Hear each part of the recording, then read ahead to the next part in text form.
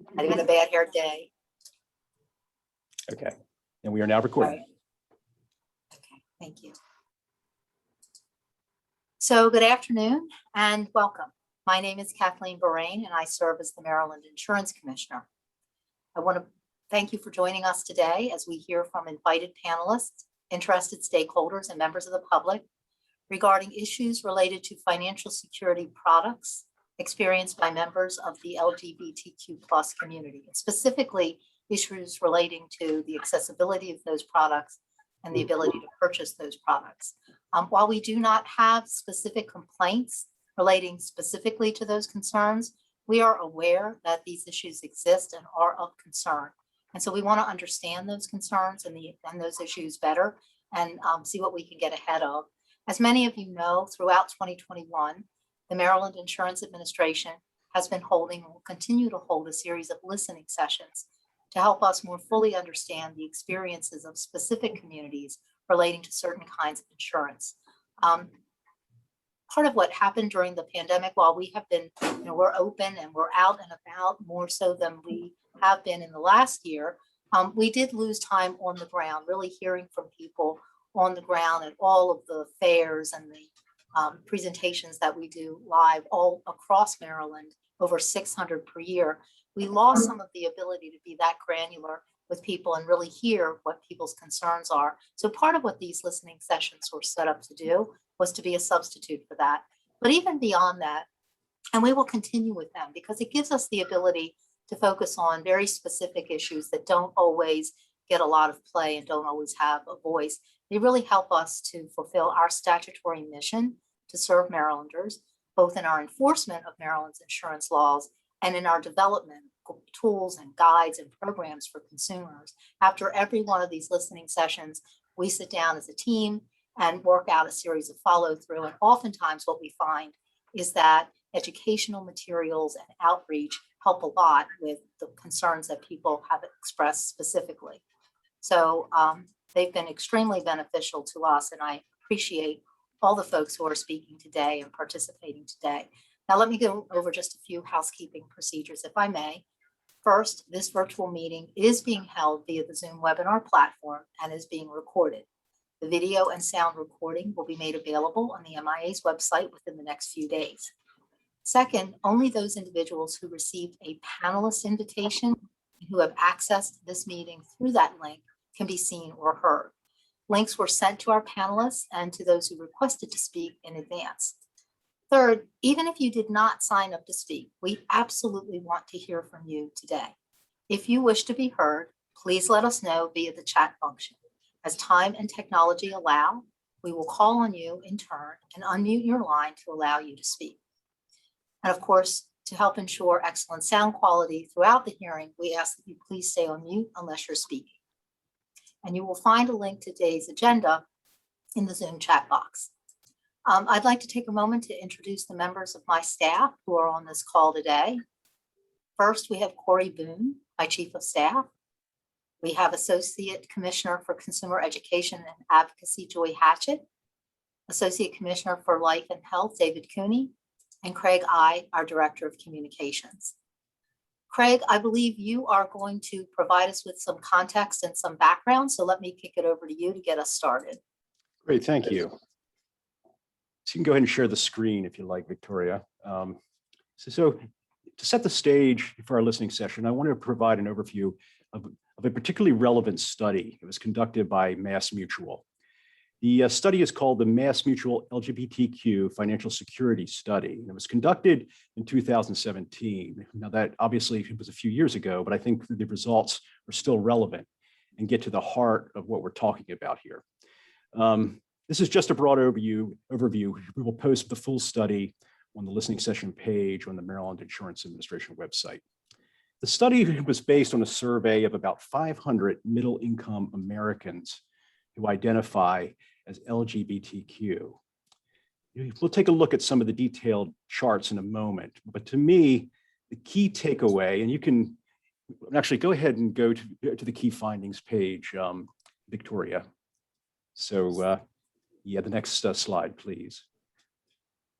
And but I think the key takeaway here is that nearly half of the middle income LGBTQ people surveyed said they feel less than financially secure, and many often struggle with financial emergencies. Also overall, LGBTQ individuals tend to worry more about finances and are impacted more negatively by their finances than other middle Americans. For instance, 60% of LGBTQ individuals report often worrying every day about their household's financial situation, compared to 53% of the general population. Let's go ahead and look at some of the slides. Go ahead and go forward here one more time. So this is the breakdown of the numbers.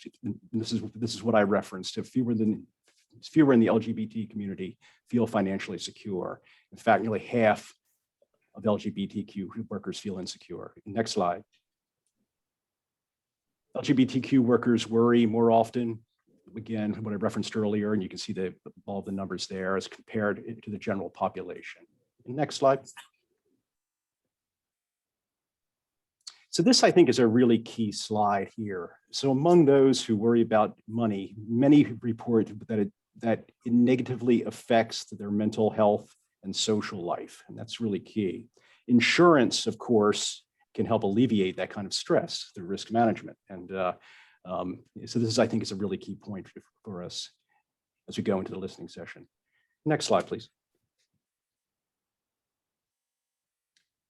So again, LGBTQ workers face the same big financial issues as others, with debt and income topping the list. Next slide. This, I think, is also a key slide here. LGBTQ workers are less likely to feel that financial companies want to help them. Many are unsure where to seek advice. And if you look, as compared to the general population, they feel less of a connection. And I think that's really a key point, as we go into this. And I'm sure we'll be talking about that as we go forward. So I think that's a good conversation starter. And with that, I'll turn it back over to Kathleen. Craig, thank you. I think that's exactly right. To be able to sort of frame the issues, and then we will be hearing today from people who will help guide us through some of the issues that this community faces, some of the concerns, and maybe some of that will tee off of this study. But I think that there are other issues at play as well. So with that, we have several panelists today that will help educate us and address these issues. And let me start first with Terry Heck, who is the president of the Maryland LGBT Chamber of Commerce. So welcome. Thank you. Good afternoon, and thank you for having me as part of your panel today. So my name is Terry Head, and I'm president of the Maryland LGBT Chamber of Commerce. For those of you who may not be aware, the Chamber empowers and promotes the economic well-being of the LGBT community in the Maryland marketplace through education, networking, and advocacy. As a vital link between government, businesses, and allies, the Chamber facilitates equality, prosperity, and inclusivity for all members of the LGBT community by working to unite LGBT professionals and businesses with businesses, government, and community entities. My role as president allowed me to connect with and help many people in the LGBT community. It is a role I take very seriously and one that I've come to relish. As part of the LGBT community, I have experienced firsthand many of the challenges my peers face on a daily basis. This places me in a unique position to understand and help others navigate these challenges. Ironically, I almost did not accept the role as president of the Maryland LGBT Chamber of Commerce when it came available. I thought it might make me too visible. As a business owner, I was afraid I might lose some of my clients, and if they found out I was part of the LGBT community. Unfortunately, the bias and threat against our community is real. It causes fear and stress for our members and can often impact the choices we make. I'm not immune to that fear and stress. An example, several months ago, for example, I went to a dentist's office.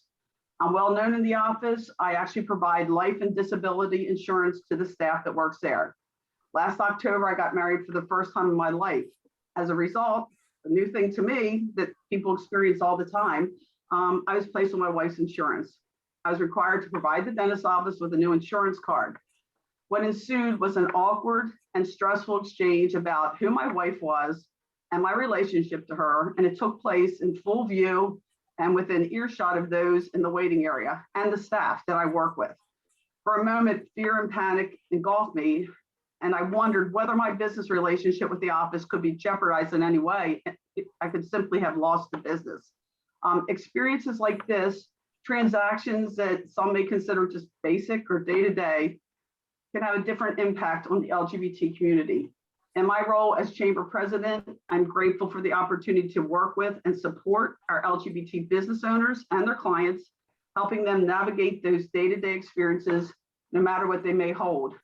In addition to my role as president, I'm an insurance and financial services agent for New York Life Insurance. Just a few things about New York Life. Since 1987, New York Life has donated over $30 million to AIDS education, research and development, and since 2008, the New York Life Foundation has donated over $780,000 to LGBT organizations and causes.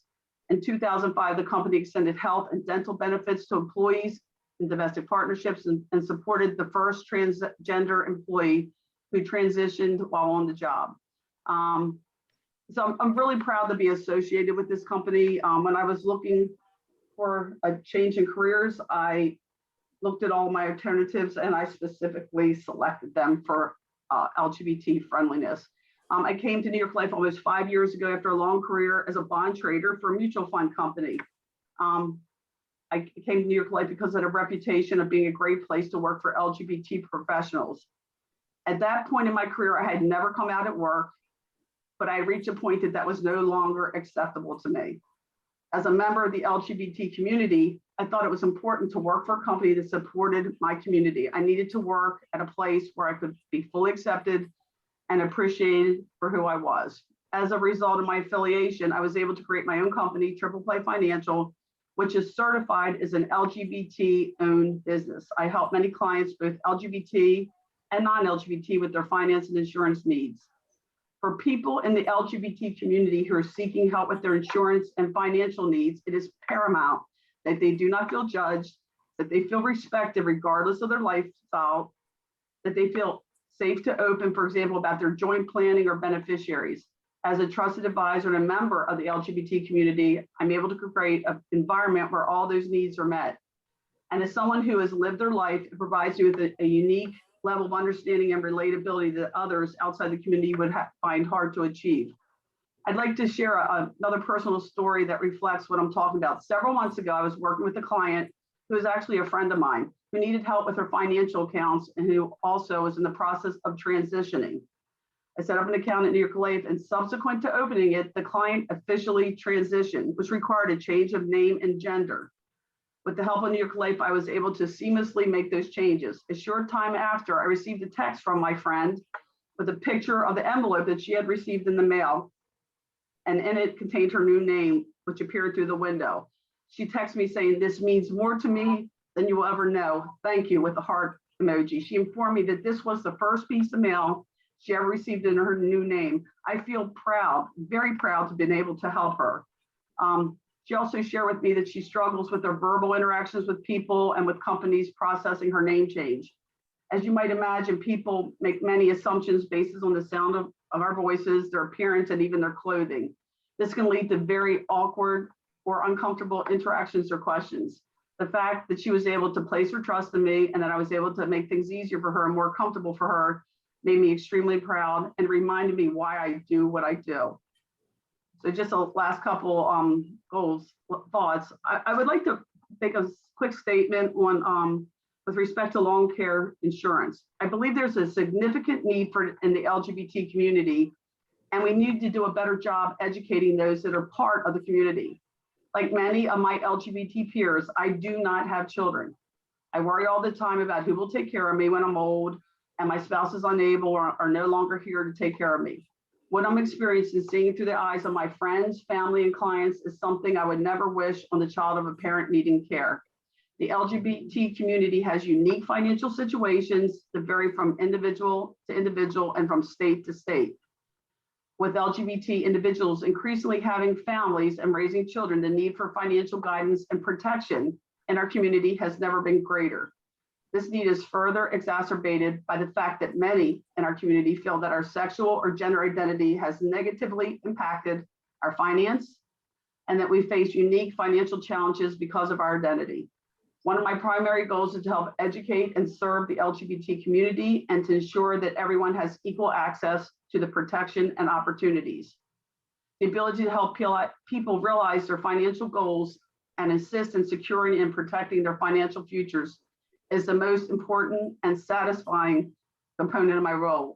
Thank you again for asking me to participate today. That's all I have. No, I appreciate that, and thank you. I just had a couple of questions. Sure. There's an echo. So I guess what I'm hearing you talk about is not so much that there are product challenges. So products exist that would satisfy everybody. And I'm not hearing you talk so much about underwriting issues, although maybe others might raise that, but that hasn't been part of your experience in terms of like sort of underwriting considerations, but mostly it's on the sense of trust, the sense of sensitivity to people's circumstances, the willingness of people to consult with others that they feel will not understand them or appreciate them or accept them. And so there's a lot of educational need. And then sometimes it also sounds like very practical things like names and gender designations, that people have changed names or have changed a gender designation. So I'm going to make sure I'm hearing you. Is that correct? Yes, that's absolutely correct. It's all about I think it's generational also, Commissioner Brain. I think older LGBT people like myself, our life experiences have been very different, and there's not a trust there with anybody, with government, with any kind of big company you're working with, because it's never been a safe place. So I think it's really important, however, which in any way we can step in to make that a more comfortable experience for them. Because if you're uncomfortable, you're not going to ask for help. You're not going to ask to be educated. Because I avoid everything that makes me uncomfortable. But surprise, surprise, I'm doing this anyway. But it's just it's discomfort. It's not. Nobody can understand the life of an LGBT person or any other fill in the blank unless you walked in their steps with them. So I think that's really critical. I have not had any major issues with other things at all. No. Well, thank you very much for My pleasure. your testimony. It's been very helpful. Was there anybody else on the MIA team that had any questions? Okay. Well, thank you very much, Terry. Thank you for doing something that made you uncomfortable. It's very valuable. Thank you for the work that you do for the chamber, and let's keep the lines of communication open. We want to make sure that our collateral, so the information that we provide, the materials that we provide, the content on our website is accessible to everybody and inclusive of everybody. And we want to make sure that when people need to reach out to the MIA for anything related to their insurance needs, that they feel comfortable and they feel like they're going to be heard and they're not going to be judged. So we are engaged ourselves in an educational process to make sure that nobody, even inadvertently or just out of just stumbling along, says or does something or assumes something that's going to take somebody that already feels kind of scared and vulnerable and pushes them away from a place where they can get help. So thank you for keeping us focused on that. It's very, very important. And with that, and another person who helps keep us honest and accountable and keeping us educated about where our sites ought to be, I'd like to introduce Lee Blinder, who's the Executive Director of Trans Maryland. Lee, very happy to hear your thoughts on this topic today. Thank you so much, Commissioner Brain. Very grateful to be here today to speak to everyone, particularly about the challenges that face the transgender community. I know Terry was speaking a little bit about some of the experiences of her friend. And really when transgender people are encountering these systems, some transgender people go through a legal name change process as part of their transition. Some people do not change their names. Everyone's transition is different and unique to them.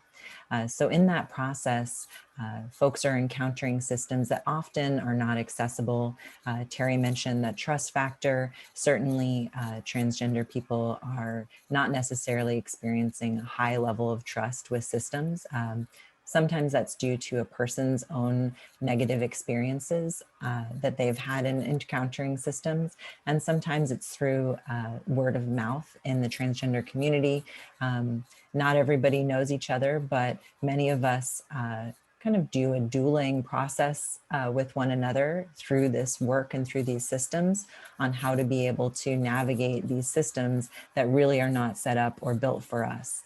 So when a transgender person has a negative experience, they will often share that experience to warn other transgender people or to just give someone a heads up to kind of brace yourself if you're going to interact with this system.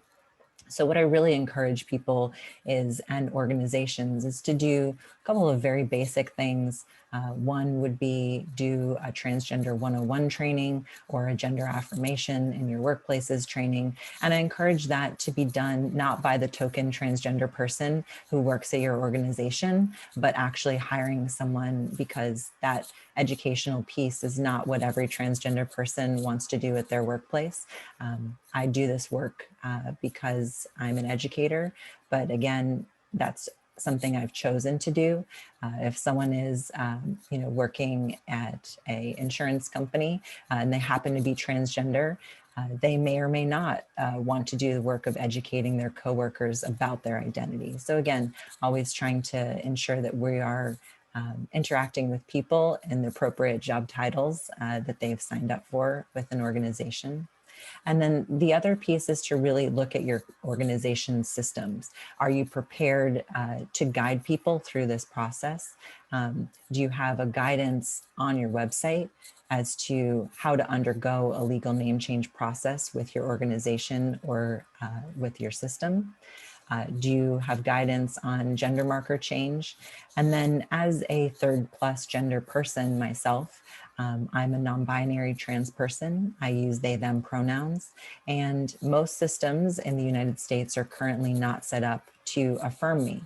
And what that means is that my legal gender marker on my Maryland driver's license is X, and that cannot always be accurately recorded by most systems. So I'm forced to misgender myself, misrepresent myself in order to access systems.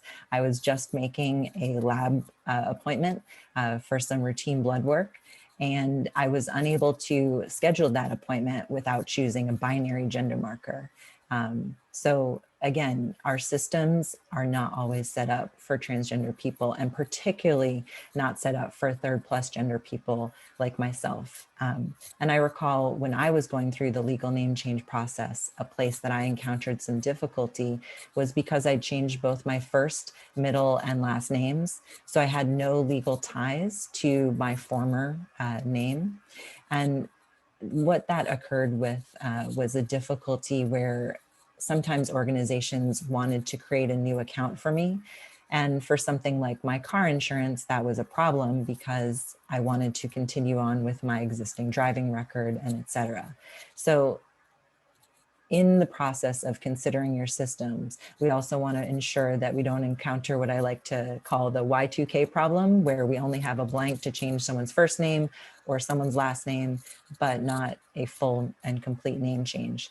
So again, there will be many iterations of transgender people who have a variety of situations in their life. And again, I wanted to emphasize that not every transgender person undergoes a legal name change process or a gender marker change process. It's a very intimate experience to go through the process of transition. Some people socially transition, some people medically transition, and some people legally transition. And those should all be systems that people should be able to self-report. I always like to do a flip of the power dynamic process where we think about what if cisgender people had to prove that you are your gender, because that's what transgender people, have to do with all of these systems. So that can involve getting a mental health letter.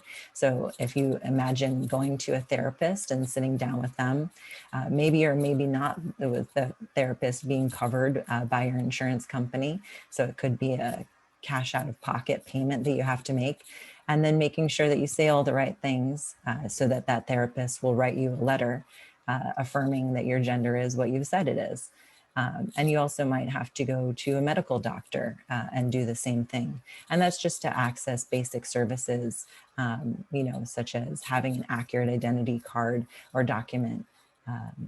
And that's something that, I myself have had to do. So I'm really, really grateful to have worked with transgender providers through that process because transgender people sometimes have the experience of knowing and living through these systems. And so we can make it a little less painful for one another. And I'm very appreciative to have worked with my colleagues and as well with many community members to improve all of these systems. So those are a few of the recommendations that I would make, particularly again, to emphasize again, that training component.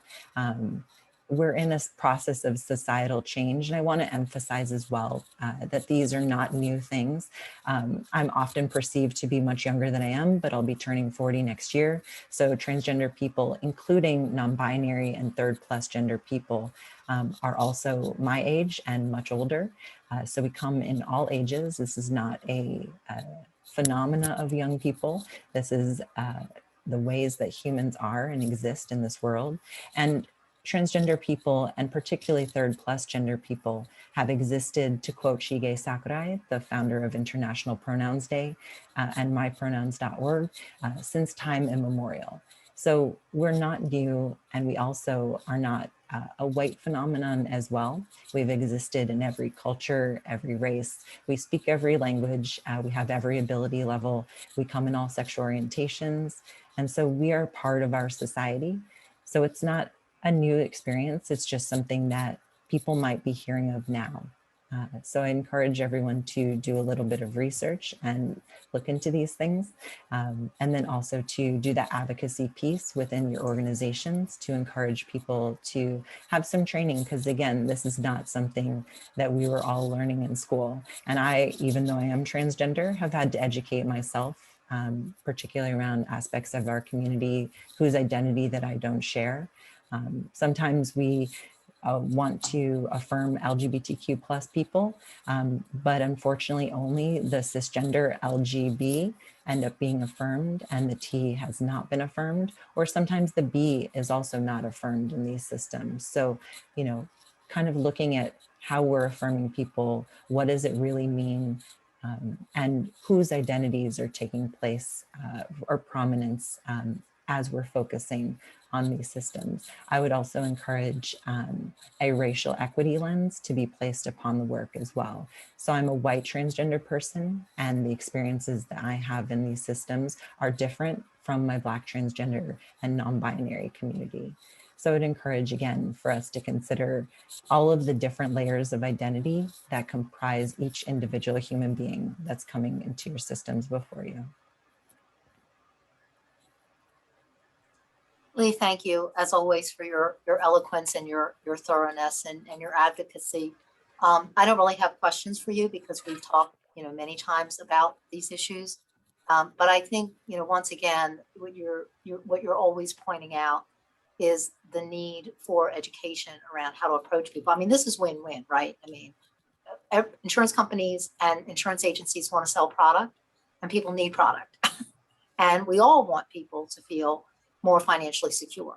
So, to the extent that we've heard at the NAIC level and sort of less with specifics through complaints, but concerns that people have expressed about the accessibility of these products, I think for me, it's getting down into what's the problem. And clearly a big part of the problem is that safety factor of people feeling comfortable about identifying who they are and knowing that there's something available for them and not having to go through what feels like a shaming process, the kind of thing that Terry just described, she's standing at her dentist's office. So thank you for keeping us sensitized and things that we can be doing to make sure that people understand that they are welcome. So thank you. Absolutely. Yeah, it's interesting. I think I'm in the position of having to, unfortunately, fire my own dentist because, the office is very affirming, but the actual dentist kind of refuses to use my pronouns. So that's, again, one of those pieces. It's a little bit less vulnerable than those times when we might be sitting in the paper gown that I think we've all had, where we're especially vulnerable. But, even in the dentist chair, it's really, really important. And it's kind of gotten to the point where I'm like, well, we've had the conversation, again, I'm an educator, so it's part of that experience for me. But I've also really learned that I need to invest in making sure that I have an affirming place in my own healthcare, and that I'm not wearing my educator hat while I'm also receiving services for every service that I get. So yeah, dentists, we have a lot of work to do as a community. And I appreciate the opportunity to come here and to share these experiences and these gaps in our systems with you all. Thank you, Lynn. So our next presenter today is Miles Myers, who is the founder and CEO of Superbia. So very happy to hear from you today. Thanks for joining us. All right, I should be unmuted. Thanks for having me. Thanks for having me. Superbia, at superbia.org, if you were to go to that website, you'll see is a very different type of organization. We really are the first provider of the community. We are aligned to the community. We are a financial services provider that is building and coming out over a period of time to eradicate discrimination and intolerance in financial services. So this is a very large objective, but this is to change 100 years of what's been happening in financial services. And so it is an undertaking. But 5 years ago, we started with the development of Superbia, and it came out of my experience of 30 years in financial services, working for a member-based organization that was trying to resonate with communities. And when I thought about my own community and what providers were out there on our behalf, working on behalf of the entire community, there were none. This was in 2015. And in 2015, there should have been many, because that was the year that the Supreme Court made the rulings on equal marriage, and then a year later on adoption. The entire financial and insurable interest of millions of people changed overnight. And that would have been the time for tens of thousands of providers in the financial services industry to look at their opportunity to actually serve our community. And there was literally no response. I mean, when Terry does a great job, I think, of representing the number of brokers that are out there, or agents that are out there working on behalf of our community and advocate inside organizations that are moving forward in their processes and in their attitudes towards the community. But Superbia itself is like having Terry everywhere across the country advocating for our community. And so what we do is we build solutions in life and health insurance, in banking and in money management that are effectively coming from the ground up, from the provider perspective, and providing those to the community in a very affirming welcome and experience. We've talked a lot about what it means to be welcomed at an organization. That is something that myself have a lot of consulting given to me on, because as a white middle-aged male, I can walk into most places and I don't have the same experience of intolerance that many in our community have. And so I take a lot of input around what Superbia needs to do to become that affirming and welcoming organization. And we have a representation of all of our, I'd say, spectrum of community in either our management or our boards. We are a member-based organization, so that means that we have representation from our community that will come in through that membership, go into leadership tracks, and become governors of parts of the business. And so this really vests the community in a different type of alignment with the community than what's out there right now. Currently, most either mutuals or stock companies are aligned to their policyholders or their shareholders in the overall interests. And there is only so far that they can go in supporting the community before they have to turn to those stakeholder groups and ask permission. We don't have that issue. We are the community. And so as we look to build and release our products into the marketplace, we are doing so as a community member. COVID was a huge hit on the community, much larger than the general population.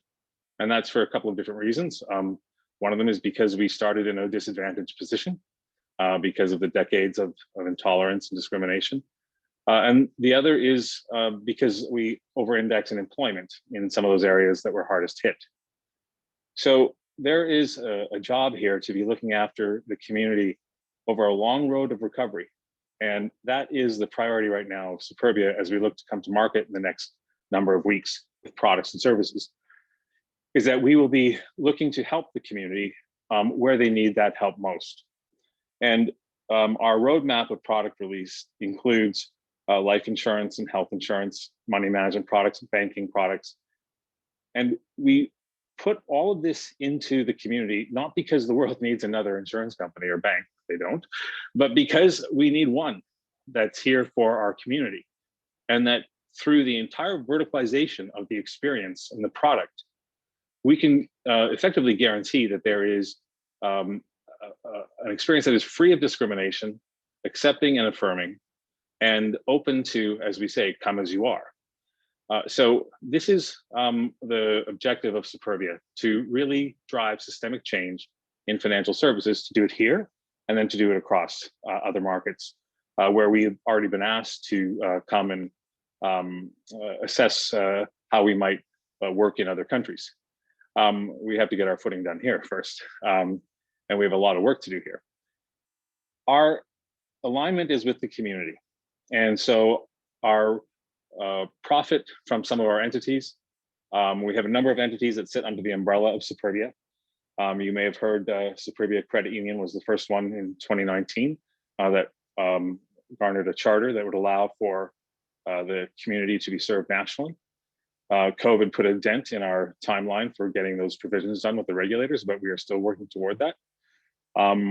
So we will have hopefully the credit union that will be coming out to serve the community. That's a member-based organization. But we will have other products and services in life insurance, where we know there is an incredible amount of intolerance built into underwriting, built into pricing models, built into the experience that can happen with a career agent, someone who works for the organization, because they're not trained and educated in the community. So this is where we are looking to accelerate the equality of the community.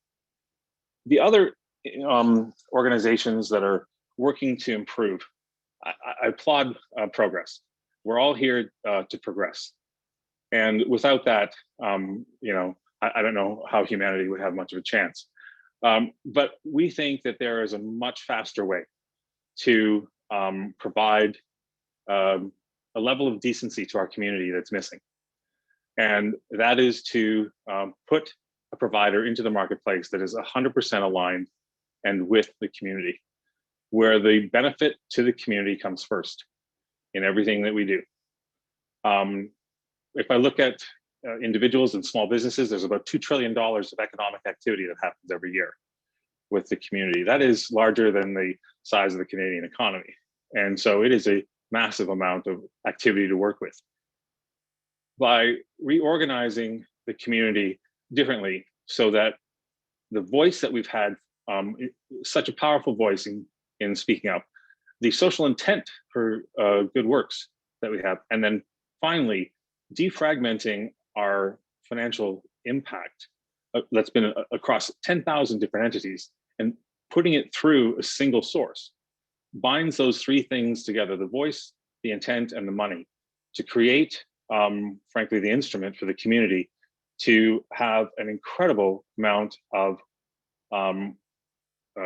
autonomy in building out and living the dreams that we all have. And it is a very different model in which profit, nonprofit, and not-for-profit entities are used, because we take the profit from our entities and the revenue from our entities, and we push that through our foundation, which is driving change into the community.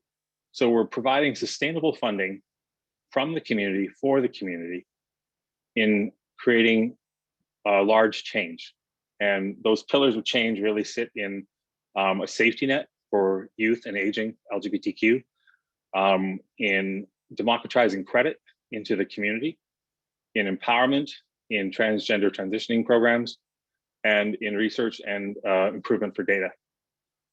So this is a very holistic approach to solving what has been 100 years of an issue that has created a gap in the number of products held in insurance, for instance, in life insurance. There's a 22% difference between the number of products held by the community and the number of products held in the general population. In an industry that's about $130 billion a year in annual renewable sales, that is a very large amount. If we just did the simple math there, that's a large gap. We know that there is need in the community.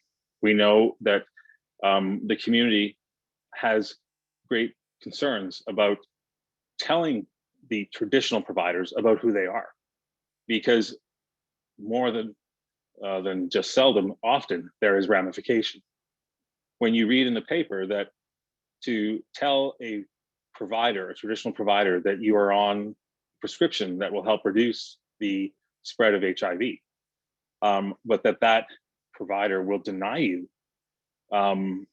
because they see you as a higher risk, that really doesn't align to, in my mind, the risk calculation that should be going on there.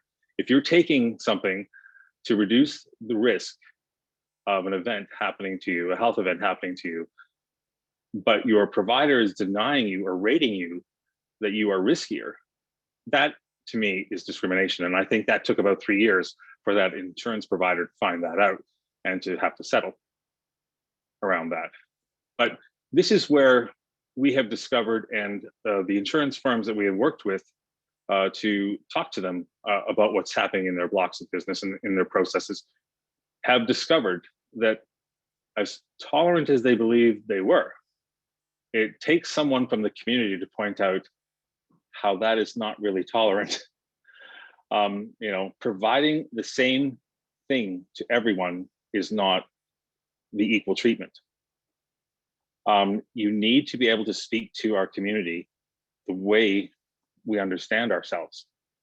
And that is not happening. When we look at the engagement from providers with the community, the visuals and the language used is not welcoming. And so you're starting from a back foot position to begin with, which is you're trying to explain yourself right from the very beginning that you are not part of the community. I don't know how many times I had to tell my group provider not to say that my wife was eligible for vision care as well, because my partner happened to have a name that probably could have gone with both either genders there, male or female. And so I, on the call once, third time, had to finally say, look, if you're not going to stop saying my wife, maybe I should talk to someone else. So that is very, and I come from the industry, so I have an empowerment within me to be able to say that. That is not the experience for most people. And so we have a community that is suffering because of the intolerance and the discrimination. And it's so widespread, but it's not reported because there's no central authority for this. There's no place to go in a timely manner, report your issue, and have it resolved. If you're looking to have life insurance and you have a complaint about that process, where do you go? You're told to go to a number of different organizations, or perhaps your local politician, or the organization itself, to an ombudsman. But there is no place for an understanding of how often this is happening and the ramifications that it has to the community. If we look at the study that was done on, this is on the banking side of things, at the study that was done on mortgages applications from 1990 to 2015. And I think this was done in alignment with the Supreme Court changes. Over that 25-year period of time, if your mortgage application, joint mortgage application, was between same-sex applicants, the risk of that application being denied went up 73%. So that is a huge risk, 73%. And if you were approved, you paid on average 20 basis points more, and I think higher fees. Now, this was done by University of Iowa, their business Ivy school there. And what that tells you is an entire generation, 25 years of people in our community at a higher risk of being denied the primary asset of home ownership. Now, that does a lot to millions of people. It keeps you in rental properties where you are exposed to being removed for being part of the community. It keeps your financial future unsecure because you don't have equity building in an asset that will fund your health care or your retirement later in life, or your students, your child, their student loan. When the rules changed in 2015 and the laws changed in 2015 and 16, millions of the community members were married and adopted at a rate of about 30%. So many new families forming, and students that are part of the community that are denied their loan, 30% of them that are denied believe that it's because of who they are. So we have a large road ahead of us, a large job ahead of us, to take on all of the discrimination and intolerance that's happening in financial services. And what's humbling and amazing and shocking all at the same time is how many people in financial services are unaware of how bad it is and then become aware, that sit in these organizations, and the people that want to get behind and help. So, we also work with the reinsurers. Reinsurers, they're the ones that really have all they've got the strings, right? The direct underwriters that provide the insurance directly to the consumer, they don't do much without a reinsurer blessing it. And so we are fortunate that in working with the world's largest reinsurers, that we have their support in what we're trying to accomplish. Because we know that the intolerance can exist throughout the entire spectrum of activity, pricing, underwriting, process, and experience at any provider. They're providing a massive, complex service.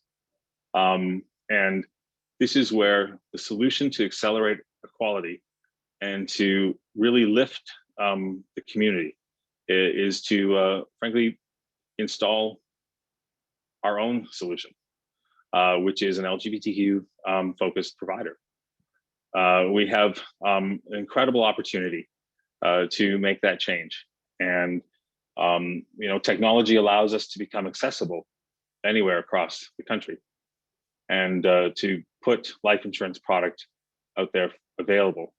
that can be issued as a guaranteed issue product or a simplified issue product, answering a few small questions, and available to anyone in a small town who might feel unsure about going to either a broker or to, directly to the insurance firm. So this is the role of Superbia as we come forward, is working as part of our community to serve our community. There is a massive gap in financial services. In banking, it's I think up to 50% in some cases, the difference between the products held, of the savings and checking account between the community and the general population. And this all stems from the decades of intolerance and the widespread impacts that being denied healthcare or being denied life insurance to secure your future, or credit, where most states do not have specific laws against credit discrimination, where you can be denied for being who you are. That is not how the world operates anymore on a cash basis. You need access to credit. And so our programs through our foundation allow us to do incredible things that other organizations can't do. And this is the purpose of Superbia, to be here to become the safe space for the community in financial services. And we can't do that as a standalone independent island. We do that with the community, and we do that with supporting providers that are out there that want to see change happen. And that is an incredible moment when you see the individual at that organization that has the authority to make that decision, because it does take courage to do that. It means stepping into new ground where the organization's brand can be at risk, where the person's bonus can be at risk. There are personal and professional wins in every decision, and those count when you're pushing for such great change. And we have had incredible support from the commissioners for life and for credit unions across the country.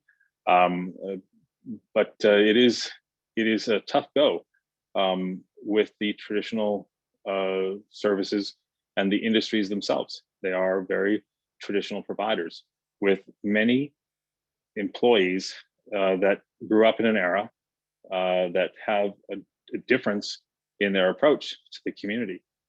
And we're looking to make the change that a corporate policy or a law cannot make. We're talking about cultural and values changes. And you can ask anyone who's a victim of the Me Too or the Time's Up movement, how many laws and how many corporate policies were in place when all of this took place. So we need to find a better way. And we believe that Superbia can be that better way.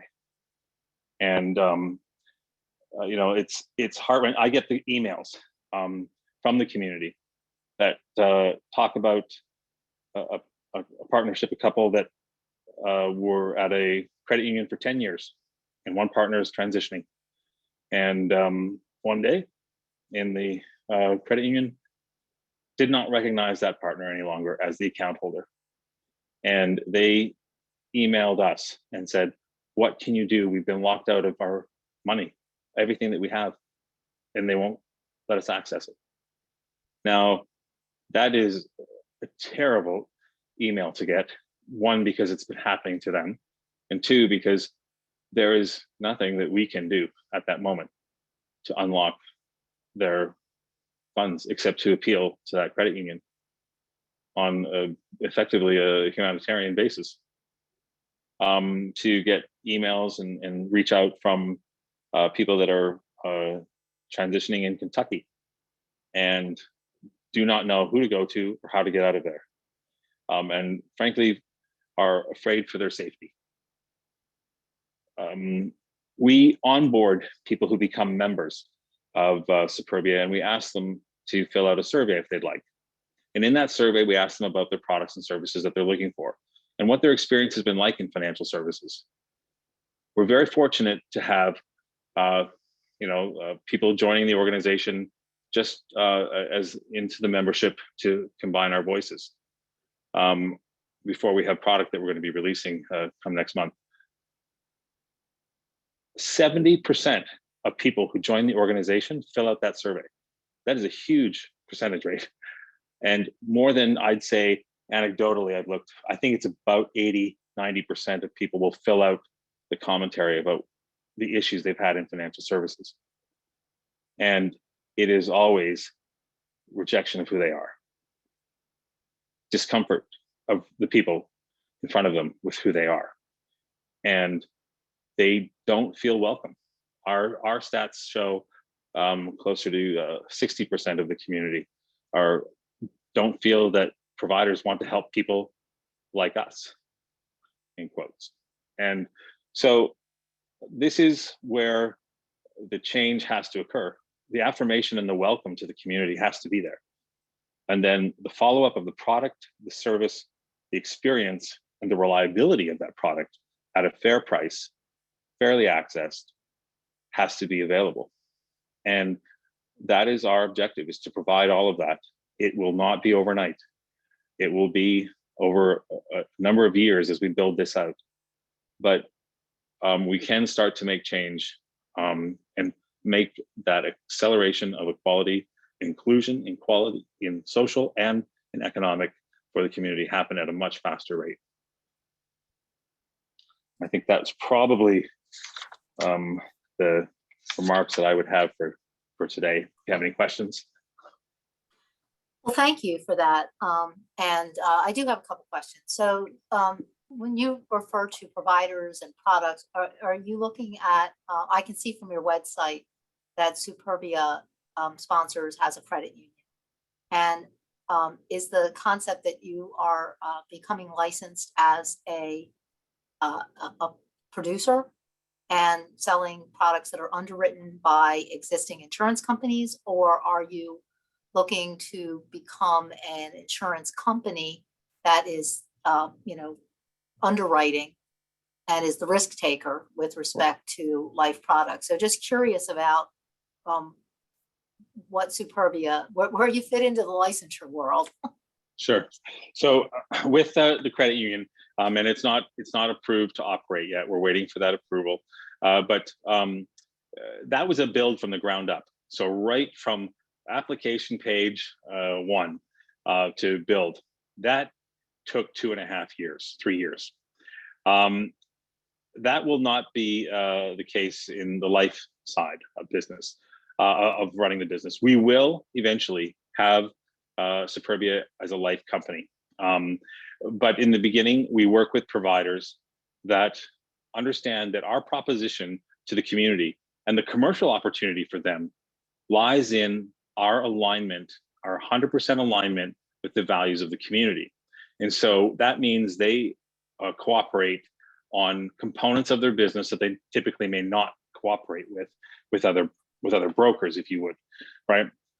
Because I have a pool of people in a membership that are waiting to buy products because they want the experience of equality, and that's what we're providing.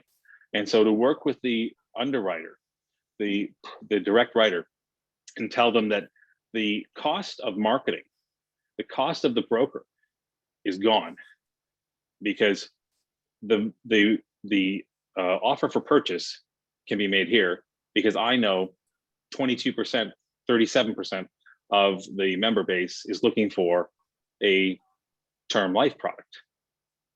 And so what that allows us to do is to work differently with those providers in the very beginning to So say, let me just interrupt you, because Yes. I'm interested in what you're saying, and I want to make sure Sure. I'm tracking you, because you use a word that I don't use in my insurance regulatory construct. And I'm not saying that that's not the right word for you to use, but I don't use the word provider to mean someone who's on the food chain of Right. insurance. So Right. when you use the word provider, are you talking about an insurance company, a wholesaler like the managing general agent? Are you talking about a producer? So someone who's in that sales role, but may, be acting for a particular carrier in a large, geographic region. So where on Right. that where on that food chain are you connecting in? So that changes depending on where we are in the total strategy. And so the mission and the vision is to be the provider. So the manufacturer of the product, the risk holder. To be the insurance company. To be the insurance company. Gotcha. Right. And so we have a couple of different strategies that we wouldn't necessarily make public, but that we have in which we will become a provider, right? As someone that holds the papers on the risk, the cost of insurance, and works directly with the reinsurer to put that product out to the marketplace. Until then, we work with providers that are the traditional ones you might think of to put Superbia expertise and Superbia requirement for working with us into the process, into the underwriting, into the acceptability of the experience that they're running. We insert that right from the beginning. So there are a couple of initial knockout boxes for the provider. If you can't make these basics, then we can't work with you. If you can, then know that as we work with you, you are going to be constantly pushed to the background because Mr. Provider, as much as you're progressive, you're still part of the problem. And so is your role primarily a consulting role where you're helping them to understand how to build their platforms and how to build their distribution chains and working with people, or are you part of that distribution chain in that you have a community of people that you're able to market to and access and help them to achieve that connectivity, because that's really your area of expertise and your interface, and hopefully you're teaching them things in the meantime.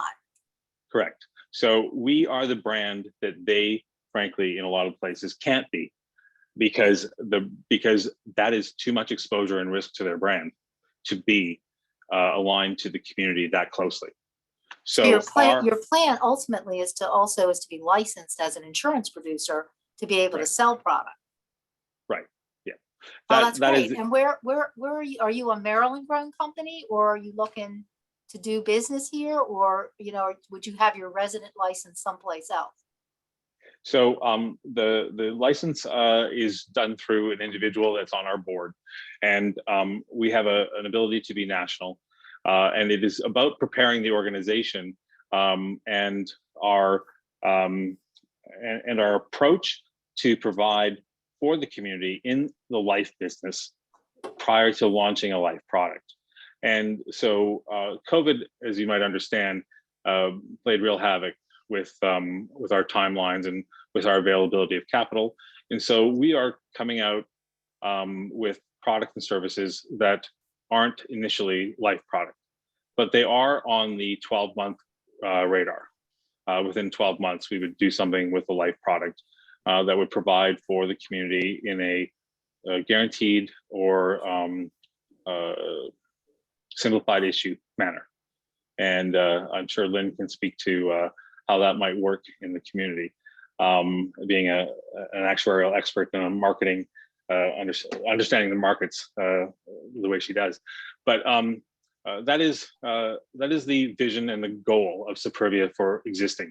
And if you were to think of us, our ultimate goal should be to be out of business, because it means that the systemic change that we're pushing for has occurred. And the choice for Superbia would not mean choosing equality. It would be brought right down to the fact that you're choosing for the commodity of the pricing or the service or the feature. But right now, that's not our proposition. Our proposition is equality in every transaction. And so that means listening to the community and being there for the community and adjusting our priorities sometimes. We adjusted our launch so that we would be able to respond to what's happening in the community around COVID. The community needs some help. They need some relief. And so we're looking at providing, frankly, a national package, or a package that would be available to everyone in the community nationally to access some relief. No, that's very helpful. I'm intrigued, and I'll look forward to sort of following your journey, and having been in private practice as an insurance regulatory lawyer, you know, I've walked many fledgling groups through a transitional process as they were, you know, focusing in a particular area and concentration with the ultimate goal of becoming an underwriter themselves, you know, so, you know, initially playing a certain role in the feeding chain and then sort of growing and transitioning through that role in different things. So was interested in kind of Right. where you saw yourself at the beginning and, you know, where you see yourself evolving. And I will be very interested in following that journey and hearing more about it. So You would understand. and some of your numbers probably are understand. interesting. Sorry, go ahead. Well, I was just going to say a 22% gap in uptake. I mean, beyond anything else, if we don't look at things in any other way than through, you know, the I guess the financial lens, that is a lot of money left on the table. Absolutely. It's a lot of money left on the table. And so we know as an organization, we cannot complete our mission and help the community without being profitable. And so we have profit and not-for-profit entities. But having each one of those and structured the way that we're structured, we vest the community inside the organization so that we have 100% alignment with the interests of the community over a long period of time. We're synchronized to the needs, and we have the community weighing in on what should be done in terms of service, in terms of investment of the tens of millions of dollars that would become available. I mean, being in financial services, we all know that it does not take long for the accumulation of tens of millions of dollars out of nearly $2 trillion to become what's available to the community in democratizing credit, in empowering individuals, in providing programs that are a safety net.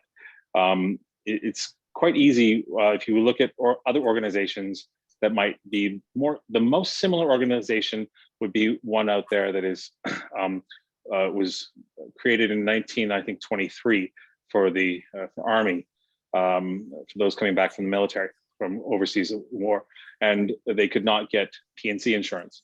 That organization is now a Fortune 100 company, billions and billions of dollars a year in sales. That's effectively, you know, in a lot of ways, what Superbia will do, and we will take that tens of millions, hundreds of millions of dollars and provide that sustainably into the community to repair what's happened over the last 100 years. And it's a big vision, but the solution is sound. It has been tested by a number of different law firms.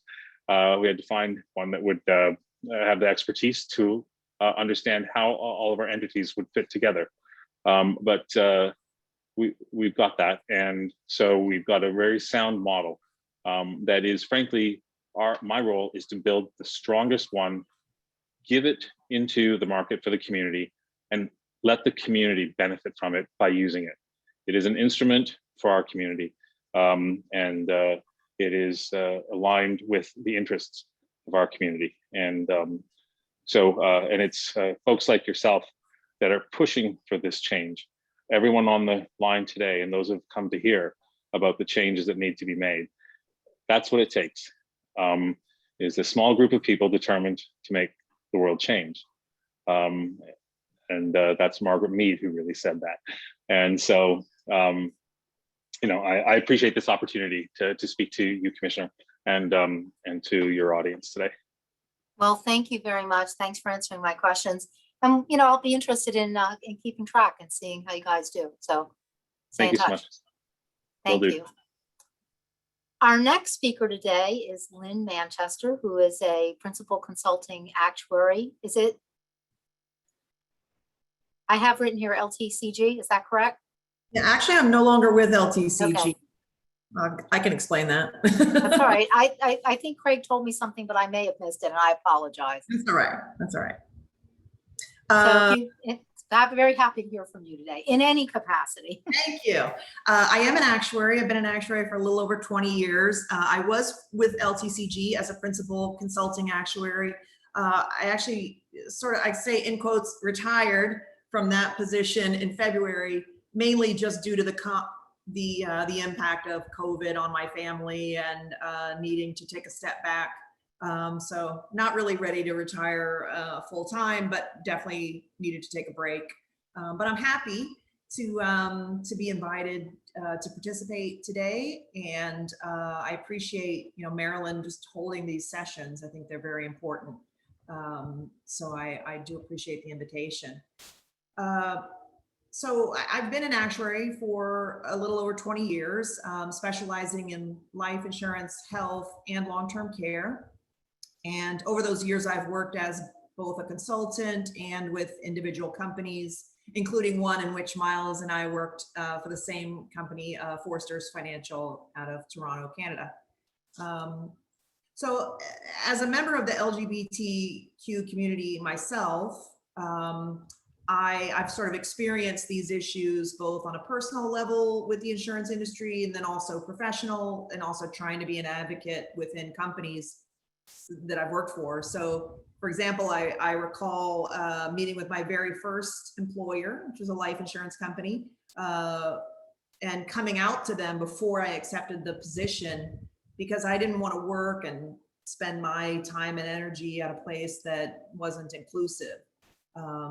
That was in 1997, which at the time seemed like we'd come a long way, but now it seems very long ago.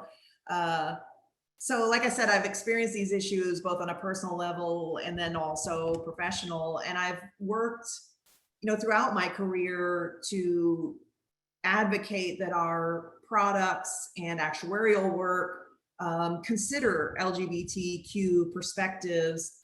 And that's really been a priority for me throughout my career. So this is very personal for me. And as that MassMutual study that we looked at earlier shows, members of the LGBTQ community and a lot of marginalized communities tend to be underinsured compared to the general population. And pretty much everyone here has talked about the idea around discomfort around the insurance process, and also privacy concerns, and just concerns about not being respected, not being understood. So, I believe that, like the history of all marginalized communities, these are cultural and societal issues, but states and companies can have a role to play. And I'm happy that some states and some companies are stepping up to fulfill that role, because this is in some ways the way that culture and society changes. And so I think in particular, one thing that states can do is they can consider and question how are companies providing services, developing products, and training their employees to be inclusive of LGBTQ communities and other marginalized communities. So I think of, as a career as an actuary, of all the state filings I've done, whether it's filing new products or filing rate increases, or whatever it is, there's often checklists involved. There's often how does your product conform to readability requirements? There's sort of generally accepted questions around how you develop a product. What if one of our generally accepted questions in state filings was, how does this product consider the needs of the LGBTQ community? Or again, any marginalized community. And when you think of specifics around those areas, how does it consider the idea of, are we basically shoving people into boxes based on hundreds of years of insurance, primarily conservative practice? How are we trying to shove people into these boxes that maybe they've never been 100% applicable, but today we're really realizing how it's impacting people. And when I think about specific actuarial and product related issues, I think of things like, gender-based mortality tables. Those are like the foundation of actuarial practice. If you go back to the beginnings of actuarial practice, back to the 1600s, folks started collecting mortality data. And that's amazing. And that has been super helpful. It's part of the reason that actuarial work is so sound and so well respected. But today, do we still have to shove people into those boxes, especially if that's not comfortable for them or doesn't work? Like, can we have another option for folks that don't fit neatly into a male-female structure? And we've seen states and group organizations that have moved to a unisex or a combined platform and not seen any impact. So I think that the insurance industry, whether we're talking about actuarially specific or just the insurance industry in general, like a lot of industries, just sort of continues to operate on these old sort of tried and true processes that just don't necessarily work. And we haven't taken the time to consider whether we have to be tied to those. So I think that just having folks, just begin to ask those questions. So here's an example. One of the last actuarial conferences that I went to in person before COVID hit, there was a session on transgender issues in life insurance. So I was stoked to go to this session. And during the session, I think the point of the session was, it was like a workshop. I think the point was to ask the question, like, how can we operate and how can companies make life insurance, sort of apply to the transgender community? And all of the talk was around basically, how can we sort of secretly ask what their gender really is so that we can fit them into one of these boxes? And I sat there the whole time, and my whole point was, why don't we just rethink the whole way we're doing that? Like, I understand that there are gender differences in mortality. The data bears that out. But we also have lots of information about the percentage of genders that purchase life insurance and how we can blend those together.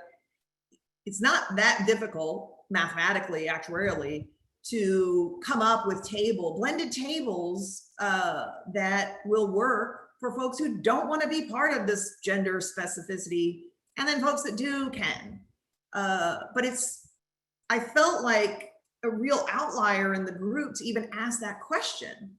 So I think that's just an example of how we, in all areas of life probably, tend to operate under the same rules we've always operated on and try to shove people into those rules, not even necessarily in a negative way, but just because it makes everybody's life easier, instead of asking the question, do we need to follow these rules? Why are we following these rules, and do we need to? I think it was that is happening with some companies. Yes. So it's been interesting because you have a model in group life, right? That doesn't really look at necessarily male and female in those tables, but and then there have been some companies that are currently working to do exactly that, which is to either eliminate or blend or develop a new set of tables. So it's nascent, but it is happening. I agree. And I, for one, foresee a day when gender won't be an issue in things like life insurance, because it'll just kind of become antiquated, more trouble than it's worth for companies. And again, we have plenty of tools available to blend these tables. And sure, if you're an insurance company that's selling to 3 different people, it's very important actuarially that you know their gender, because there is a mortality difference. But the law of large numbers, actuarial, says that any company in the marketplace that's being successful is selling to many, many, large numbers of people, and blended tables work just fine. So I agree with you, it is happening, but I just take that as one example of where you get a lot of pushback, almost to the extent of like, we must know their gender, so I just questioning those practices, I think. No, that's very helpful. Thank you. And I'm sure you have I'm happy to hear other examples as well. Yeah. So I was thinking of things like, well, obviously the gender base is a big one for me. Just the fact in operations, I think it was Lee that mentioned earlier about how people have, when you make a change or you apply, there's a male box and a female box, and then the whole system kind of freaks out if you don't fit into one of those. That's sort of obvious.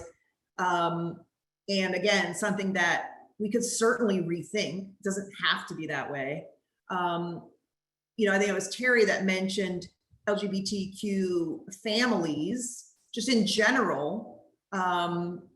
You know, whether some LGBTQ families have children, some do not. And that just as the same as straight families have children, some have children and some do not. But considering the issues related to that and how they apply to insurance, another example I have is that when I had my children, and I was the birth mother in a state where my partner had no legal rights. So when we started thinking about things like health insurance, I was the primary breadwinner and the birth mother. So when I started thinking of things like, how is she going to take him to the doctor? And she could take him to the doctor and answer these questions. She's got my health insurance card. She has a different last name.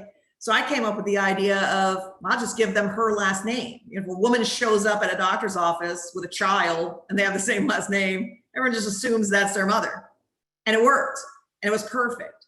But why do LGBTQ families have to have a workaround like that? Because during that partnership, there were so many times when it wasn't as easy as that. And we always get asked, you know, well, how are you related? How does she have the insurance? Who are you? Are you sisters? You know, like just sort of the crazy questions that our community has to deal with. And I think someone else said this earlier too, but it's such an important point. The important point around educating companies, educating their employees, because our community does not want to have to educate every single person that we do business with. It's exhausting.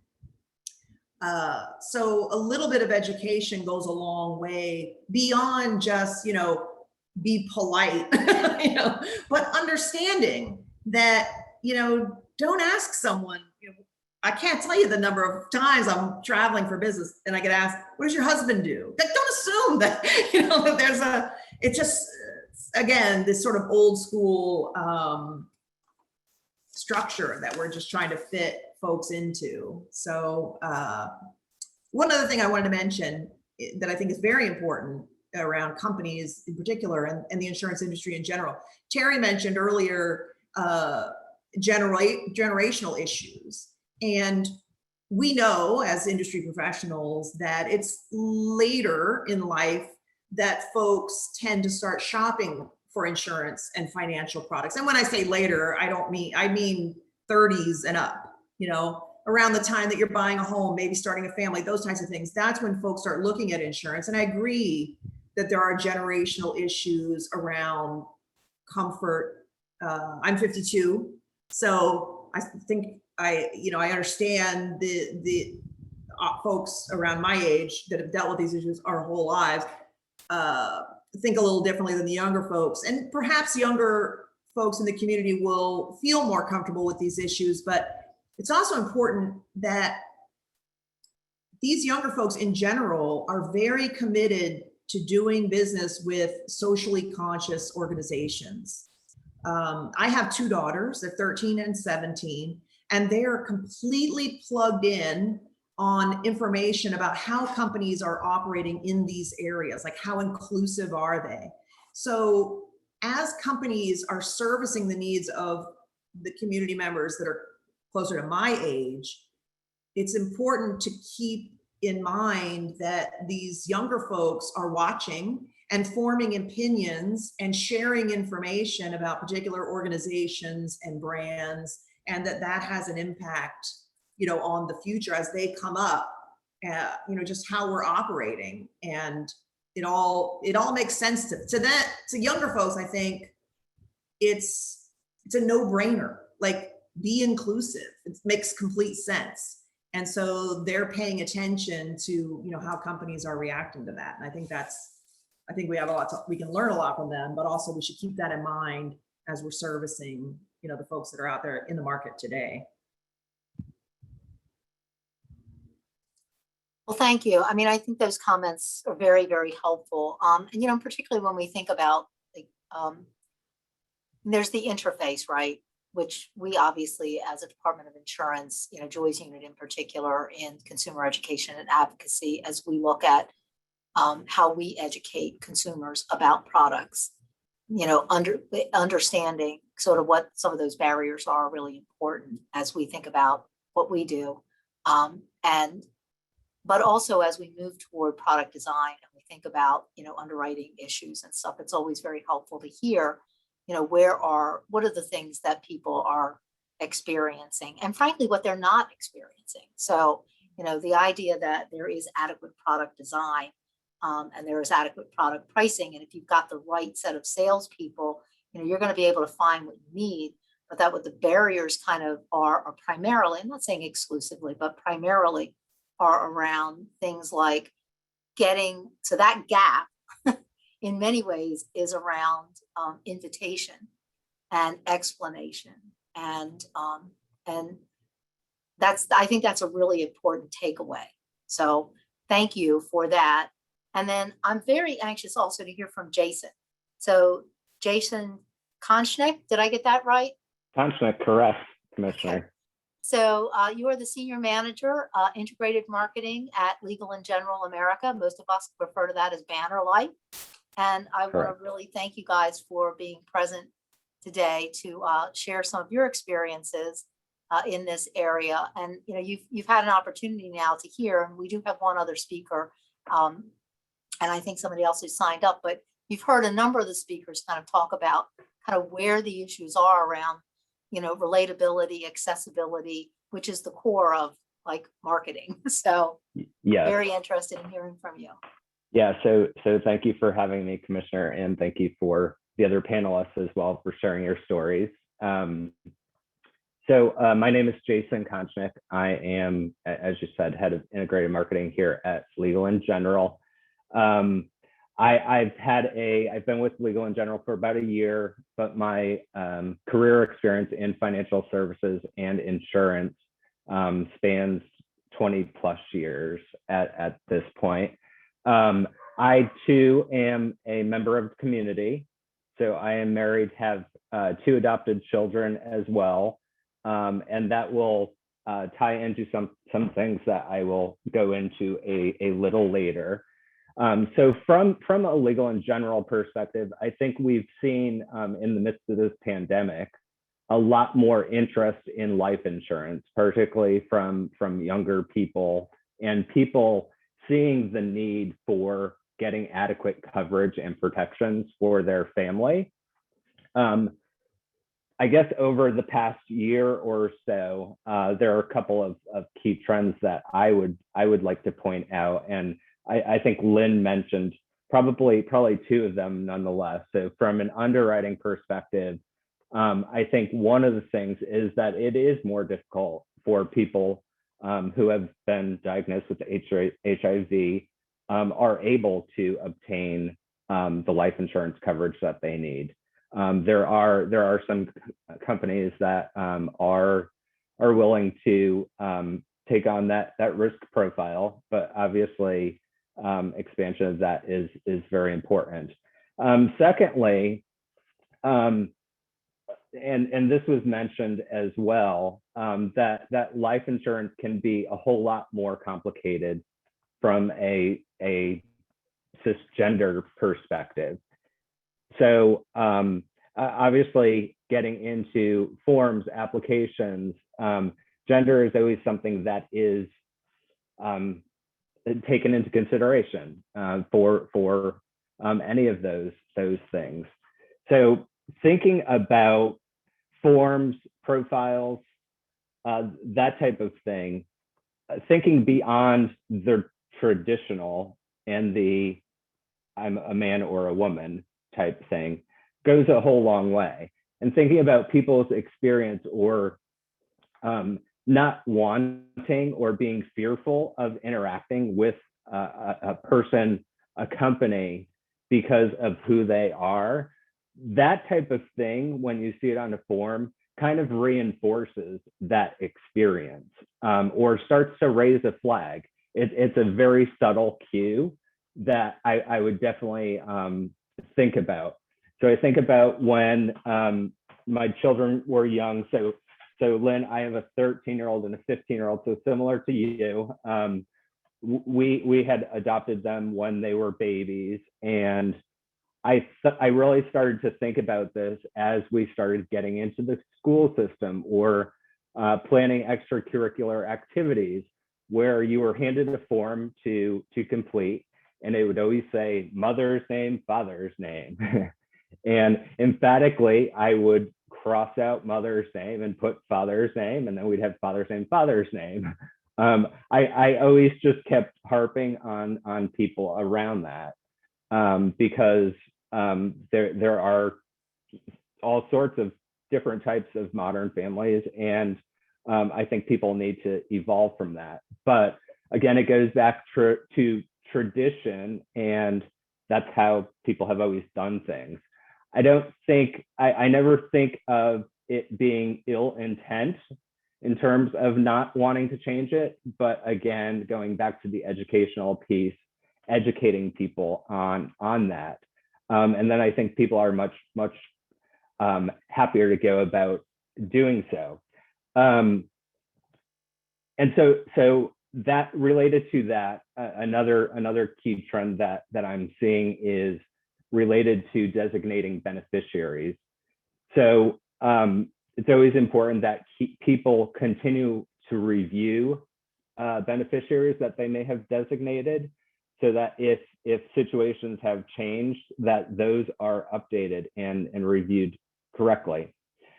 Thinking about forms and experiences, and this is from a marketing perspective, operation perspective, service perspective, words that companies are using are very important, and the words have to match actions as well. So we could have a fantastic website that's built that is all inclusive, speaks to all different types of communities, but then getting someone on the phone or talking to a salesperson, people may have a very different experience, and we want to be sure that the experience is consistent throughout any interactions that a customer may have with us. So that said, LGA is certainly not on the way progressive end of this, but I will say that over the past year, we have set up an inclusion at work, is what we're calling it, group that is focused on diversity, equity, inclusion internally at LGA. And that is ultimately to educate people, to let people feel connected to a common thread here. And some of my past experience, I was with Prudential Financial for over a decade. That was my prior role. And I was the head of the Pride organization there, which was a true business resource group. So I'm hoping this new group at Legal & General will transition to a business resource group, where that group, which was probably 25 years old, helped inform on product development type things, helped inform on marketing initiatives. I think Craig had shown that Mass Mutual report or study. Prudential has done similar things, both for the LGBTQ plus community, as well as Black, Asian, all sorts of different groups. So my hope is to better inform business from creation of this type of group and educating business, and that then sweeps out into the community at large.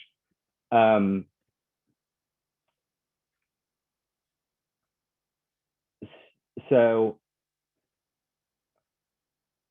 sorry, I lost my train of thought. Going.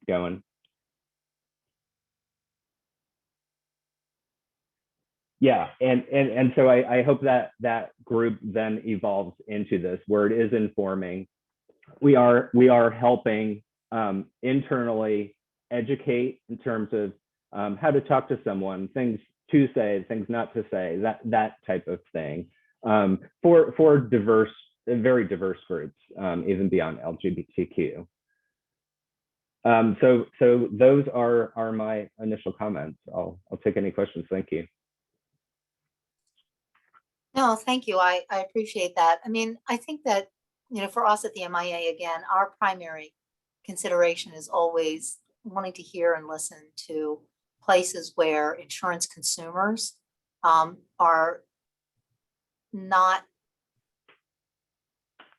getting access to the products that they need, or there are other barriers, there are other issues or other concerns. And one of the things that these listening sessions really help with is they help take, kind of amorphous, concerns and begin to identify sort of really from a regulatory standpoint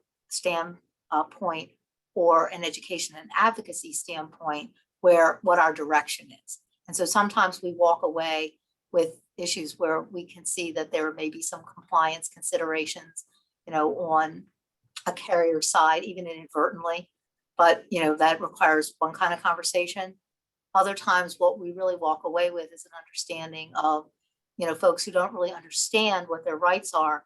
And sometimes we walk away, like today, more with an understanding of sort of social barriers that make it just very difficult for people to be able to access products that are there for them, particularly if they encounter things like forms or questions that take someone that's already hesitant or nervous, the kind of person that Superbia is trying to reach, and or Terry is working with, who's already nervous and upset, and then suddenly they get that form, and then right away that 1 inch of willingness to go out there, and it's boom, the door is closed. So I think that that's a really important takeaway. And it seems like that's a lot of where you're focused as well. I mean, there is always innovation to be had in product design, and there's always innovation to be had in how we slice and dice numbers and how we price product. And so that's all good. And I think that's happening in lots of places in the industry. And I'm encouraged to hear, that whether it was useful or not, they're at least talking about it at the actuarial group. So that's good. And part of what you're saying is really affirming that, if you look at specific issues and areas, of concern, there are some, there is the question about what kinds of availability are out there for product for people who have certain conditions, or may require certain medications. And that's an issue. But when you really look at bigger picture, a lot of it is around exactly what you're describing and the other speakers are describing. So thank you. Your presentation is very helpful. Thank you. So Sam McClure, I'm sorry, I'm getting old and my eyes are bad, even though I just had my glasses corrected. You are the executive director of the Center for LGBTQ Health Equity at Chase Brexton. Obviously, our focus today is primarily on financial service and life products, but very happy that you were able to join us and happy to hear from you today. Thank you, Commissioner. I appreciate that. I do love talking about health insurance, but I'm going to pay attention to the topic here today. And I really think probably the reason that I was tapped to come here today is my previous role. I was a senior vice president at the National LGBT Chamber of Commerce before I came to Chase Brexton. And first of all, what a great panel. That's really, I'm honored to be with all of you. And there's so many fascinating things that came out today I want to comment on. One, I just like to, and maybe I'm stating the obvious here, but it's worth noting that the business imperative for inclusion is quite obvious. The Fortune 500, the Fortune 100, all the major financial services companies, they do get the business imperative. And I think they're working from that lens. And that's why the diverse marketing segment folks, well, there's so many of them, and they're doing such good work to reach under-resourced communities and make sure that They know that these companies, these large identities, desire to do business with them. So I think that's an important thing to just note. And then, having an opportunity to speak to someone on the regulatory landscape just makes me want to say, hey, this business imperative might not be enough for it to be done in a competent manner that actually serves the community. And I think there's a place for regulation in there to ensure that some of these important changes get made, that we're not just talking about the importance of really understanding the communities you're serving, but that products are designed in a way where they can effectively serve. We've had a lot of comments about forms, and actually Lee made a comment in the chat, which I just want to make sure, I'm going to say it out loud to make sure everyone saw it. Key takeaway here, a significant component of our community's people's time seems to be hand editing forms not written for us. And it just reminds me of something I say about healthcare all the time, and particularly from a non-cisgender perspective, or transgender, gender nonconforming people, or third gender people. The system is fundamentally not designed to be welcoming. And this is actually a really big barrier. And there were so many examples in almost every panelist conversation. And Commissioner Bahrain, I really appreciate the fact that you acknowledged that that moment can be shame-inducing, that there's a shaming feeling. And I would just take it a little bit further than that and say it's absolutely dehumanizing. Absolutely dehumanizing. And when a company dehumanizes an individual, they're setting their own internal bar to taking care of them unacceptably low, right? And a situation like Terry's, and I'm so sorry that happened to you. I've had similar experiences, and it's terrifying, where Terry was being addressed in an environment where she was being asked a lot of really private questions in front of people who were her clients. Not only they were taking care of her, but she was, they were her clients as well. And there was a big vulnerability there. I think that you noted you were concerned you might lose some business. And that's a very scary feeling when you're an entrepreneur and you're supporting your family. I think when a transgender, gender nonconforming, non-binary person has that experience, it's even more dangerous because it can lead to violence. And that's something we have to remember. We think about it in healthcare all the time because of that kind of front desk experience goes off the rails so quickly. But this is true in financial services as well. It's true anywhere we have forms where people have to disclose their identity. We have to do better with these forms, all of them. And I think this is a place where the regulatory landscape can have impact. I would also say, I'm so excited that there's someone who's an actuary on this panel, because the whole time I was preparing for this, I was like, is anybody going to talk about the data? Because there's some big data problems for our community. LGBTQ and intersex people not counted effectively really in any data set anywhere. It starts going wrong with the census data. It never quite gets corrected. It might get corrected a tiny little bit. Like it will count people who are in same-sex households. But that's not everybody. That's not everybody by a long shot. And we end up with gaps in data that are very harmful to the communities that need to be served. In our country, for better or for worse, I don't have time to judge it. I'm just trying to figure out how to navigate it. If you're not in the data, you're not in the funding, you're not properly resourced, you're not acknowledged, you're not kept safe. Data is the most uninteresting topic in a way, but it undermines all critical services that people want to seek out, whether it's healthcare or financial services, protections. We had someone comment in the chat about being required to provide many, many more layers of documentation about their identity.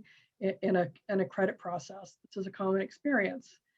So all of these things really do get back to these gaps in data and people not being fully acknowledged for who they are and how they operate in this world. I also want to commend many of you. I think virtually everyone said something about training and education. I was very honored to work on a project at Grantmakers and Aging recently to create a new framework for addressing aging and HIV. This is a new area of people because now HIV is a chronic disease. People are aging with HIV. You know, just a few decades ago, we weren't thinking about that. So there's a lot of work to be done in that area. And one of the things that came out of it is we created a framework for how to navigate aging care services for people aging with HIV. And I when I was preparing for this panel, I went back through it to see if there were any insurance items in there that might be relevant to our conversation.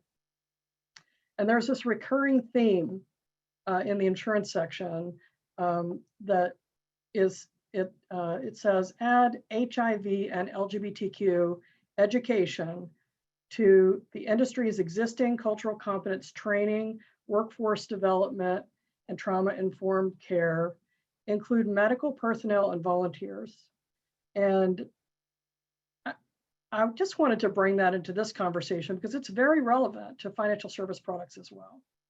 And to Lee's very astute point earlier, it's not up to the clients who are being served to educate the companies because they're there to be served, not to be educators. But regulators really can require additional education. And, you know, I receive RFPs all the time. We have a training and education team inside of our organization as well, as Lee does at Trans Maryland, as many organizations do. You know, RFPs can be created for agencies to provide this training, and it needs to include people with lived experience. I mean, I think, I don't know how many financial service company folks are watching this panel. I hope a lot, because there was a lot to learn here today. It's really easy for this type of training and education not to be taken far enough. Like if we only do the diversity and inclusion part, like understanding what do these letters mean, why should these people be included in our business, you know, that's very basic. And getting to the advanced learning, which is how do we change these systems so that they are able to serve all people? How do we make sure that the forms have enough space for everyone to identify? If people exist, people need insurance. If the data doesn't show people exist, they're never going to get access to these products. And, you know, there's this great irony in the financial services sector that I think has been in the room with us all day. So I'm just going to acknowledge it. You know, financial services and wealth creation products, we talk about it as financial security, but it's really real wealth creation. They're always aimed at the dominant culture, which sort of doesn't make sense, right? It's the under-resourced communities who need these products the most. We can't operate a marketplace where the people who need the product the most aren't being given proper access to it. It just reinforces generations of poverty and sort of puts forward this idea that generational wealth, the idea of it, isn't for everyone. And that doesn't belong in our culture as a country. You know, I'm not sure how we got to this place, but the design of our economic system, it doesn't function if we lock people out. It sort of hurts the whole system, and it's certainly hurting individual people and individual communities. And, you know, I work in the LGBTQ space, and you know, I'm here to advocate for LGBTQ people. I would say this also applies, almost everything we talked about today applies to people with disabilities as well. And we have to think about, as we're fighting for the inclusion of our community, who else is experiencing inequity? Who else is not getting access to information?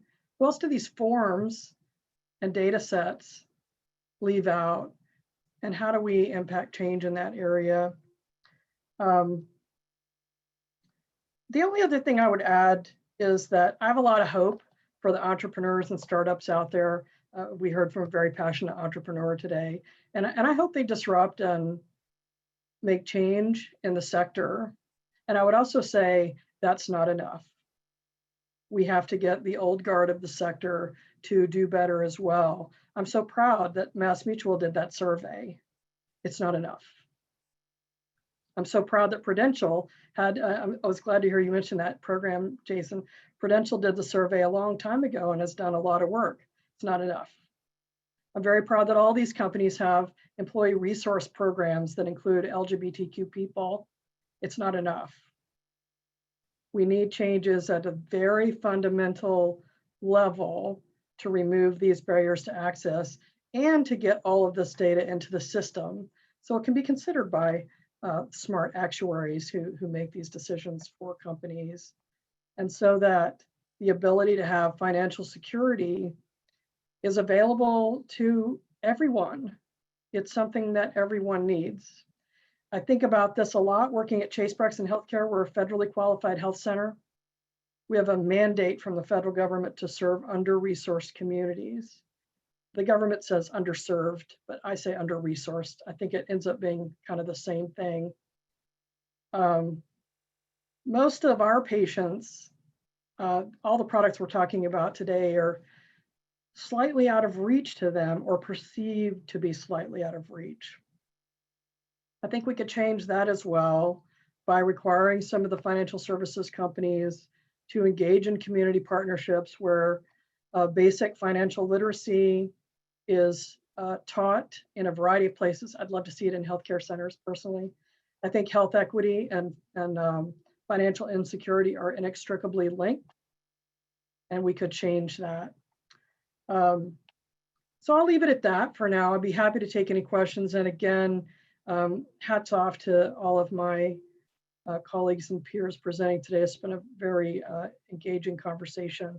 I've learned a lot, and I think, I hope that we've brought valuable information to the commission. Yeah, absolutely. And thank you very much. And, I think to your point about education and engagement, that is one of the things that we do. And so, one of our follow-ups here will be, as this has been a theme through these listening sessions, is to think about not just what materials, but as we're out and about, where do we physically locate ourselves from time to time to be able to meet with and answer people, but also providing, sort of a trainer of trainer models, around, helping people navigate. If you talk about navigate systems, helping people navigate the healthcare system, helping people navigate the financial services products market. What are the kinds of questions?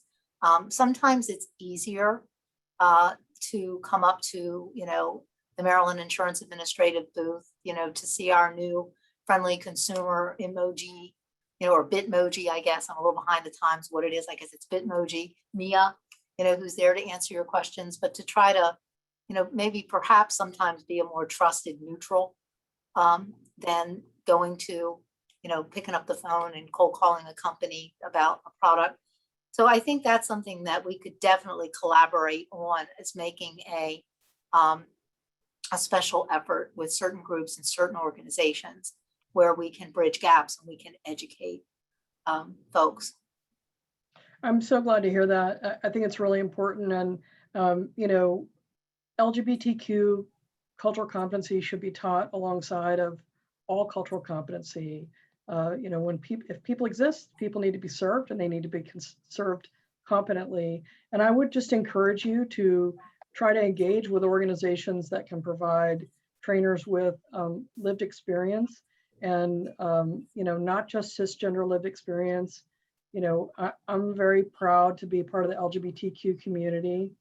I'm a cisgender person, and it's not my place to talk about the lived experience that is had by transgender and gender nonconforming people. We need to make sure we have the lived experience in the room for those trainings. And there are a lot of trainers out there who are providing these services in healthcare and other areas. I don't think you would have any trouble finding some vendors to collaborate with.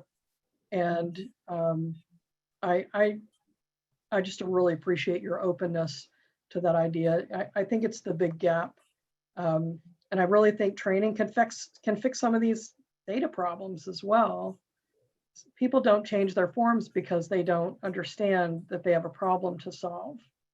You know, when we get in touch with a software company and say, hey, your software doesn't include these 4 fields, it's messing with my business model, they're very happy to solve that problem. That's what they do. They solve problems. But sometimes it doesn't get that far. It doesn't get to someone who really wants to dig in and solve the problem. So training people about how dehumanizing it is to not have proper forms that's half the battle. Again, thank you very, very much. I appreciate it. Look forward to, opportunities to collaborate.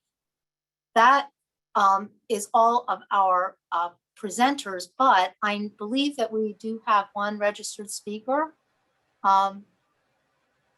Ro Bowman. Hi, how are you? Good afternoon. I'm good. Thank you. Thank you, Commissioner. I've really enjoyed hearing everyone speak today. My name is Ro, and I'm a specialty nurse at the Johns Hopkins Center for Transgender Health. And Sam, you touched on so much of what I wanted to say too, so I'm going to try not to completely reiterate every single point that you made. And it's been really wonderful hearing all of these different perspectives from all around the marketplace. These are fields that, as someone who was a bedside nurse for many, many years, this is not my native territory in the insurance aspect. One of the primary problems that we are seeing in care for our patients is that short-term disability coverage in some programs has an exclusionary clause to where it excludes gender affirming surgeries. And so when you're talking about, building up income and health equities, having to be able to support yourself for weeks and possibly months after a surgery without that short-term disability insurance is a huge barrier to care for many of our patients. And that particular exclusion is not something that is really advertised in the large print in a lot of these policies. And so it becomes a very sneaks up on you at the end and right when you're ready to have surgery so many times. So that exclusionary clause is something that we really wanted to bring up to your attention because that's something we're encountering a fair amount.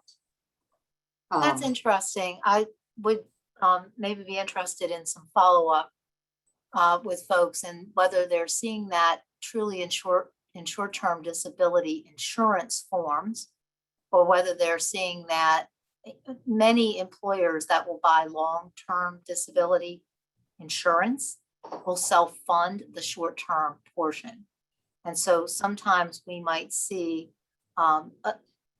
what people, it is a short-term disability plan, but it's not necessarily an insurance product. So it'd be interesting to get a little bit more detail on that. Obviously, different companies do different things, but larger companies often see the, so the question is, do we regulate them or not? Not whether or not you're seeing it in the market, but whether you're seeing it in the market as a fully insured product regulated by the Maryland Insurance Administration, or whether you're seeing it as part of an ERISA plan product, which is still a plan and it's still coverage, but it's not it's not a regulated health insurance policy. So I would be interested in just a little bit more granular detail on that to be able to differentiate between the two. Absolutely. And that I'm happy to, I believe Craig already has my email address and I'm happy to follow up offline with all of these details. The second main point that I wanted to raise also is that and Sam touched on this briefly, the level of violence that can come to our transgender patients when they are outed or perceived or by someone with transphobic violence is just staggering. From January of last year until present, there were 72 that we know of transgender people who were killed. And I say that we know of because very oftentimes in the media afterwards, that people end up being misgendered and not counted, as you're saying, if you're not in the data. Of those 72 people, 60 of them were trans women. And we are seeing this facial feminizing surgery being so life-changing for patients in that they're able to move through the public space safely. You know, we talk gender affirming care, and surgery is so crucial to mitigating gender dysphoria.